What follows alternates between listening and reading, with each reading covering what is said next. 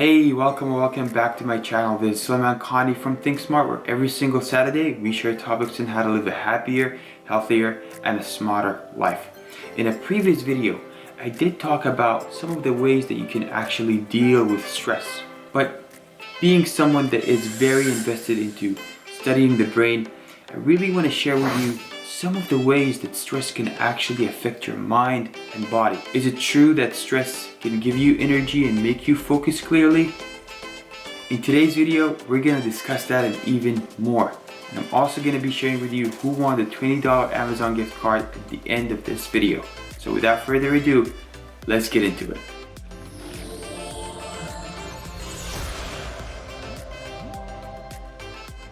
You know, it's the job of the nervous system to detect threatening situations around us and to alert us so that we're safe. When you're stressed, your immune system becomes alert and it starts activating different regions of the brain and the body, which I will talk about, so that you are in a safe mode. You see, there are two protecting systems in the brain that can help us detect danger in stressful situations so that we are alert and we can move forward. These systems can work for us, but can also work against us. The first system is known as the HPA axis, or the hypothalamus pituitary adrenal axis. The first region of the brain to detect threat is known as the hypothalamus. You see, when the hypothalamus in the brain detects a threat, it sends signals known as the CRF, or the corticotropin releasing factors, to a region of the brain known as the pituitary gland, or the master gland. This master gland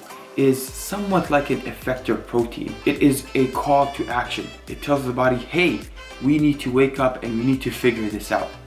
And so the pituitary gland then sends ACTH hormones, adrenocorticotropin hormones, to the adrenal glands, which are above the kidneys, through the blood.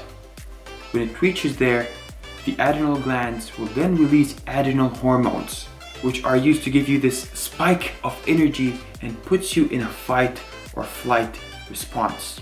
You see, the thing is, people with chronic stress start developing GCRs, or glucocorticoid receptor resistance, which increases the intensity of the inflammatory response and cause neuroinflammatory diseases such as asthma, diabetes, migraines, and cardiovascular diseases. Another thing that happens to the body is that blood vessels that go to the digestive system constrict to decrease the amount of blood flow, so that more blood can go to the muscles so you can run away from the threat. Also, the amount of blood that goes to the frontal lobe of the brain, which is responsible for thinking logically, decreases a lot, and more blood starts to flow to the hindbrain. This change of blood flow in the brain can really decrease your cognition and thought process. This is the worst when it comes to tests, and I've seen this multiple times in my personal life. Every time I'm stressed, it's very hard for me to focus and to think clearly. This is why I really wanted to talk to you about stress today and to show you how it can negatively affect your body and brain. Not only it can cause diseases through the GCR resistance, but it can also decrease your cognition and your thinking skills. And that's really the worst when it comes to tests. So what do? The first thing, I do recognize that I'm stressed.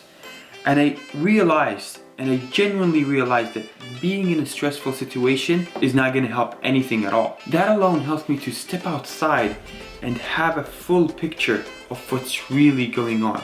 Realizing that stress is not going to help me is actually one of the ways that helps me to get rid of that and focus on what really is going to help me.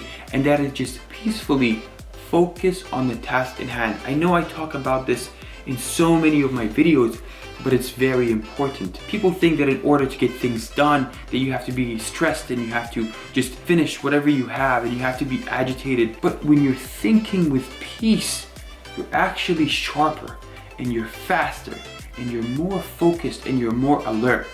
And that's very important to keep in mind, is the more you're relaxed going into the challenge or the situation or the threat, the more you can actually solve the problem.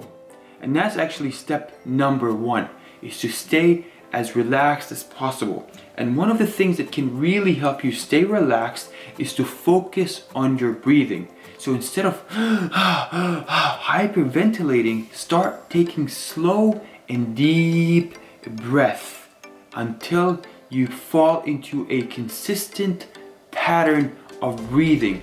That can really help you step away from the stress and can also increase the oxygen blood flow to the brain so that you're more focused. That's what's really important. The last thing you want to have is become stressed and not be able to think. I think that's a present, don't you agree? And so realizing that stress is not going to help you, step number 1.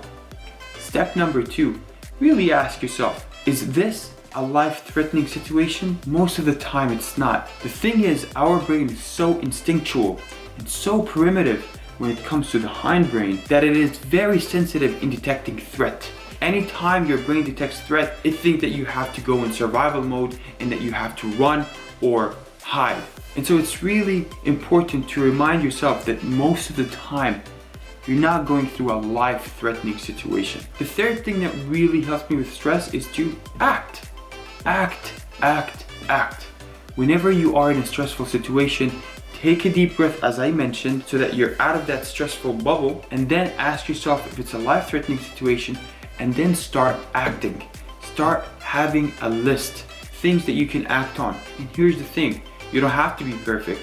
Most of the time, whenever you're starting something new, you don't really know the journey. But here's the thing, the more you go through things, the more you'll know. And the more you'll pave a future and a journey. And so, never really shy away from acting. It's never too late and it's never too early. The fourth thing that really helps me with stress is by reading. You know, readers are leaders. The more you read, the more you'll know about other people's experience, other people's problems, and ways that help them cope with whatever situation that you're going through. And it's really gonna help you develop a lot of critical thinking skills. Please drop a comment below if you'd like me to post another video and talk about some of the books that really helped me in my career. Alright, so today's winner is Alec. I want to thank Alec for giving me a very insightful comment, and I would really encourage all of you to comment below with whatever you have in mind. Thank you so much for watching this video, and I'll see you next week with a new one. Stay blessed.